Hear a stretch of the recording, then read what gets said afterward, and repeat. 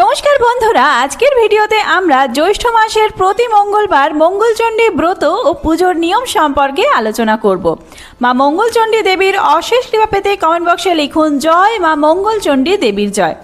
আজকের পর্ব থেকে আমরা জানব 2026 সালে 5টি মঙ্গলবার কবে পড়েছে, পঞ্জিকা অনুসারে সঠিক সময়সূচি, ব্রত পালনের নিয়ম কি রয়েছে, কি কি উপকরণ লাগবে, খিলি কিভাবে বানাবেন, মঙ্গলচণ্ডী ব্রত পালন করলে ব্রতীরা কি খাবেন আর কি খাবেন না। তো চলুন বন্ধুরা, আর দেরি না করে ভিডিওটি শুরু করা যাক। যদি আমার চ্যানেলে নতুন হয়ে থাকেন অবশ্যই চ্যানেলটি সাবস্ক্রাইব করে এবং ভিডিওতে একটি লাইক করে শেষ পর্যন্ত সাথে থাকবেন। আশা করি ভিডিওটি আপনাদের জন্য খুবই হেল্পফুল হবে। কথিত আছে যে স্ত্রী লোক জয় মঙ্গলবারের ব্রত পালন করেন তার পরিবার সমস্ত বিপদের হাত থেকে রক্ষা পায়। কখনো জলে ডোবে না, আগুনে পড়ে না, কোনো অস্ত্রের ঘায়ে মরণ হয় না, আর হারালেও ফিরে পায়। তাই অবশ্যই বন্ধুরা আপনারা প্রত্যেকেই মঙ্গলবার দিন মঙ্গলচণ্ডী ব্রত পালন করুন। পয়লা জ্যৈষ্ঠ থেকে সংক্রান্তি পর্যন্ত যতগুলি মঙ্গলবার পড়ে তার প্রত্যেক মঙ্গলবারই নিয়ম করে এই ব্রত পালন করতে হয়।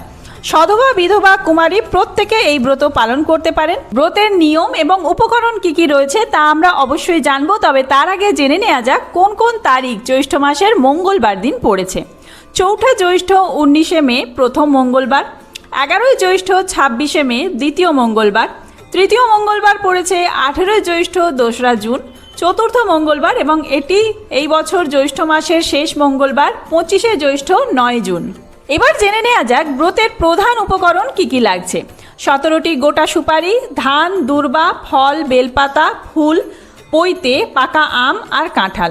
এছাড়া অন্যান্য রকম ফলও আপনারা দিতে পারেন। এই মরশুমে যে সমস্ত ফল পাওয়া যায় তার সাথে একটি খিলি লাগবে। খিলি কিভাবে বানাবেন, সেই উপকরণগুলি কি রয়েছে চলুন জেনে নেওয়া যাক।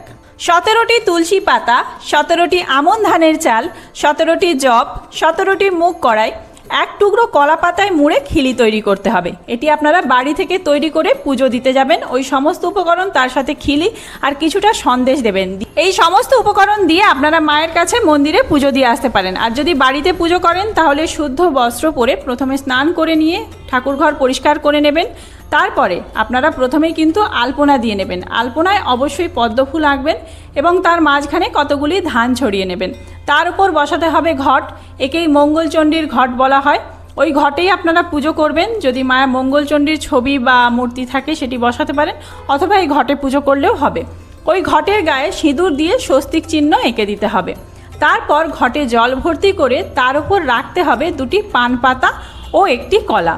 ঘটে যেমন আম্রপল্লব দেওয়া হয়, আম্রপল্লবের ওপরে আপনারা এই 2টি পান পাতা এবং কলা রাখবেন। এরপরে নৈবেদ্য সাজিয়ে নেওয়ার পালা। ঘটের পাশেই রাখতে হবে ভাড়া। ওই সময় যে সমস্ত ফল পাওয়া যায় তা দিয়ে আপনারা ফলের ভাড়া সাজাবেন। লাগবে 2টি আম, কলা, লেবু, লিচু, জামরুল, খেজুর, গোলাপ জাম, কালো জাম এবং সুপারি। এই সমস্ত উপকরণগুলির মধ্যে, এই সমস্ত ফলের মধ্যে আপনারা যে কোনো রকম 5টি ফল দিলেও হবে। এর ওপর একটা কাঁঠালও দেওয়া যেতে পারে। খিলি তৈরি তো আপনাদেরকে প্রথমেই বলে দিয়েছি, আর সাথে দেবেন একটি খিলি, ওই ভাড়াতেই সাজিয়ে দিতে হবে। এরপরে সমস্ত নৈবেদ্য সাজানো হয়ে গেলে আপনারা পুজোর যে মন্ত্র রয়েছে সেই মন্ত্র উচ্চারণ করবেন হাতে একটি ফুল আর বেলপাতা নিয়ে।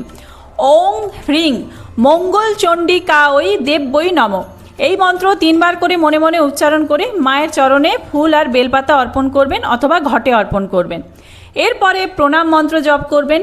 ওং সর্বমঙ্গল মঙ্গলে শিবে সর্বার্থে সাধিকে শরণ্যে ত্রম্বকে গৌরী নারায়ণী নমস্তুতে।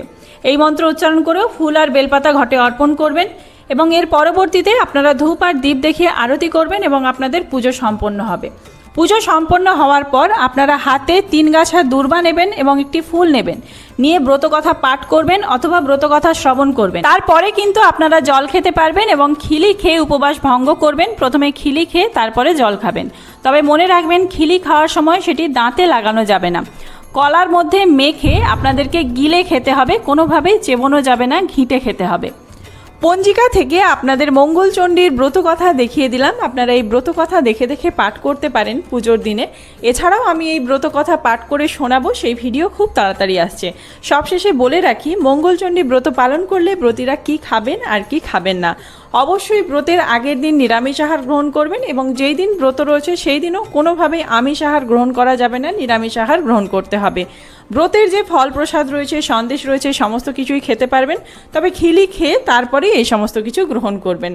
আপনারা এই দিনে চাল থেকে তৈরি কোনো জিনিস খাবেন না, মুড়ি, চিঁড়ে ইত্যাদি খাওয়া যাবে না। তবে আপনারা সাবু, ফলাহার ইত্যাদি করে থাকতে পারেন, লুচি, পরোটা, ময়দার তৈরি যে কোনো খাবার খেয়ে থাকতে পারেন, রুটিও খেতে পারেন, তবে সেঁকা রুটি খেতে হবে, আগুনে ফেলে সেঁকা যাবে না, চাটুতে সেঁকে খেতে পারেন। এই সমস্ত খাবার খেয়ে আপনারা এই উপবাস করতে পারবেন। খুব তাড়াতাড়ি নতুন কোনো ভিডিও নিয়ে আসছি, যদি আর কিছু জানার থাকে সেটি কমেন্ট করতে পারেন, আমি সেই কমেন্টের উত্তর দেবো খুব তাড়াতাড়ি। দেখা হচ্ছে অন্য কোনো ভালো ভিডিও নিয়ে। সবাই সুস্থ থাকবেন, ভালো থাকবেন, ধন্যবাদ।